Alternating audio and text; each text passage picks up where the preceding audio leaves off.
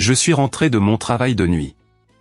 Mon lit était encore chaud, la douche était mouillée et une tasse inconnue attendait dans ma cuisine. Mais je vivais seul. Qui entrait chez moi pendant mon absence?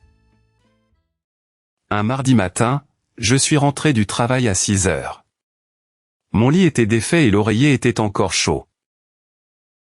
Dans la cuisine, une tasse de café attendait près de la fenêtre. Je ne l'avais jamais vue dans mon appartement. Le miroir de la salle de bain était couvert de vapeur. Une serviette humide était posée sur le sol. J'ai regardé toutes les pièces. Personne n'était là, et pourtant quelqu'un venait clairement de partir. Je m'appelle Thomas Morel et j'ai 31 ans. Je vivais seul dans un petit appartement à Toulouse. Je travaillais la nuit dans un centre qui préparait les journaux du matin. Mon service commençait à 22 heures. Avant de partir, je fermais les fenêtres et je rangeais la cuisine. Chaque matin, je rentrais par la même rue calme. Près de la fenêtre, il y avait un vieux fauteuil vert. Je le laissais toujours face à la cour pour lire. Une semaine plus tôt, j'avais trouvé le fauteuil face à la cuisine. J'avais pensé que je l'avais déplacé sans y réfléchir. Le lendemain, il manquait un yaourt dans le réfrigérateur. J'en avais acheté 4, mais il n'en restait que 3. 2 jours plus tard, une odeur de savon flottait dans la salle de bain. Ce n'était pas le savon que j'utilisais. J'étais fatigué et je cherchais des explications faciles. Peut-être avais-je oublié le yaourt ou déplacé le fauteuil.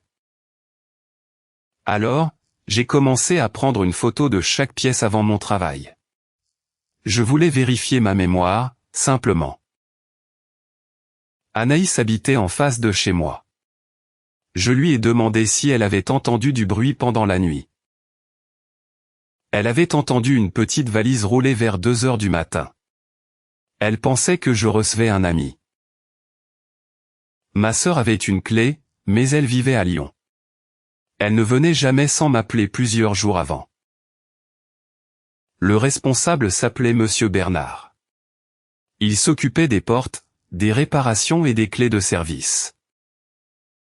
Je lui ai demandé si quelqu'un pouvait ouvrir ma porte sans ma clé. Il a souri comme si ma question était étrange. C'est un vieil immeuble, a-t-il répondu. Selon lui, le fauteuil avait peut-être bougé pendant le ménage. Mais personne ne faisait le ménage dans mon appartement. Quand je l'ai dit, son sourire a disparu une seconde. Monsieur Bernard portait un grand anneau de clés argentées. Il a dit que la clé de service servait seulement aux urgences. Il a essayé ma serrure devant moi. La porte fonctionnait normalement et il n'y avait aucune marque visible. Vous êtes seulement très fatigué, a-t-il conclu. Puis il est parti avant que je puisse poser une autre question. Ce soir-là, mon appartement semblait différent. Chaque bruit du couloir me faisait lever la tête. Anaïs n'a pas ri de mon histoire. Elle m'a conseillé de noter les dates et de parler directement au propriétaire. J'ai écrit mes heures de travail dans un tableau. À côté, j'ai noté chaque objet déplacé et chaque aliment manquant. Jeudi matin, la photo montrait le fauteuil face à la cour. À mon retour, il regardait encore la cuisine. 2 verres mouillés se trouvaient dans l'évier. Je n'avais utilisé aucun verre avant de partir. Sous la table, j'ai trouvé une carte touristique de Toulouse. Un cercle entourait la place du Capitole. Je n'avais plus de doute. Une personne entrait chez moi pendant que je préparais les journaux du matin. Le lundi suivant, une machine est tombée en panne au travail. Notre chef nous a laissé partir 1 heure plus tôt. À 5 heures, une femme attendait dans mon couloir avec une valise rouge. Elle cherchait le numéro 32. Elle regardait son téléphone et essayait un code. Quand elle m'a vu ouvrir la porte, elle a pâli. Je l'ai loué pour 3 nuits, a-t-elle dit. J'ai répondu, non, madame. C'est mon appartement. La femme s'appelait Sophia. Sur son téléphone, une annonce montrait mon salon, ma cuisine et mon fauteuil vert. Ces photos n'étaient sur aucun site public. Elles avaient été prises à l'intérieur, quand je n'étais pas là. L'annonce promettait un logement calme disponible seulement la nuit. Le départ était fixé avant 6 heures du matin. Sophia avait payé 3 nuits par un service de réservation. Elle avait reçu toutes les instructions par message vocal. Sophia tremblait presque autant que moi. Elle croyait louer un vrai appartement et elle venait d'arriver d'Espagne. J'ai appelé Anaïs. Elle a apporté du thé et nous nous sommes assis dans la cuisine avec la porte ouverte. Sophia pouvait voir 2 commentaires sous l'annonce.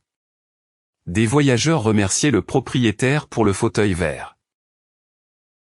Sur une photo, j'ai reconnu la tasse inconnue du mardi. Une voyageuse l'avait laissée après son petit déjeuner. Sophia a fait écouter la voix du propriétaire. L'homme expliquait où trouver les serviettes et comment ouvrir la porte. J'avais déjà entendu cette voix dans le hall. C'était la voix calme et lente de Monsieur Bernard. Dans le message, il disait « Tournez le fauteuil vers la cuisine. La lumière est meilleure le matin. » Ce détail n'apparaissait pas dans l'annonce. Seule une personne entrée chez moi pouvait connaître cette habitude. Le reçu portait le nom B. Service. L'adresse indiquée était celle du petit bureau de Monsieur Bernard. J'ai appelé Madame le Duc, la propriétaire. Elle ne connaissait ni l'annonce ni le service de réservation. La porte de l'immeuble enregistrait les badges.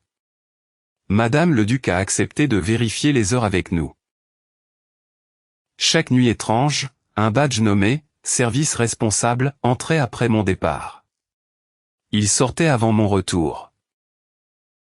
Le même badge entrait aussi au 4e étage. Il ouvrait régulièrement l'appartement de Malik, un conducteur de bus de nuit. Malik trouvait parfois ses serviettes humides et ses fenêtres ouvertes. Il croyait que son cousin venait sans prévenir. Nos appartements étaient utilisés seulement pendant nos services de nuit. Monsieur Bernard connaissait parfaitement nos horaires. Sophia a trouvé une autre annonce avec le canapé bleu de Malik. Le nom du propriétaire était différent, mais la voix était la même. Madame le Duc a demandé à Monsieur Bernard de venir dans son bureau. Anaïs, Sophia, Malik et moi étions présents. Monsieur Bernard a nié immédiatement. Il a dit qu'un inconnu avait copié sa voix et utilisé l'adresse du bâtiment. Sophia a lancé le message vocal. Monsieur Bernard a baissé les yeux quand sa propre voix a décrit mon fauteuil vert. Madame le Duc a posé le registre des badges devant lui. Les entrées suivaient exactement mes nuits de travail. Malik a regardé l'anneau de clés argenté sur la table. Vous appeliez cela des urgences, a-t-il dit.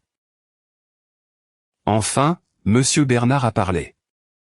Il louait certains appartements quelques heures quand les habitants travaillaient la nuit. Il avait des dettes et pensait que personne ne le saurait. Je laissais tout propre, a-t-il ajouté doucement. Vous avez utilisé mon foyer comme une chambre d'hôtel, ai-je répondu.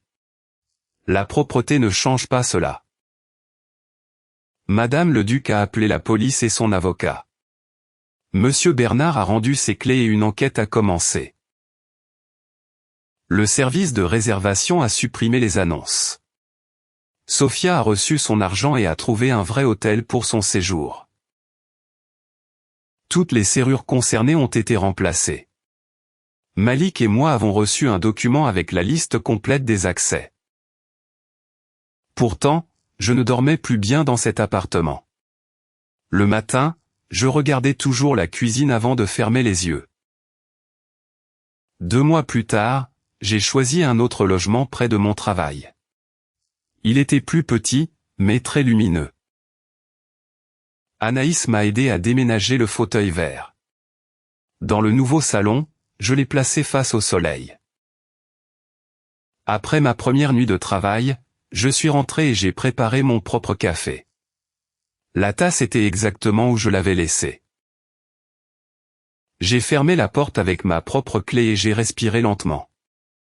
Chez soi, personne ne doit entrer sans votre accord. Merci d'avoir écouté cette histoire. Chez soi, personne ne doit entrer sans votre accord. Quel détail t'aurait inquiété en premier? Écris ta réponse dans les commentaires et abonne-toi. À très bientôt.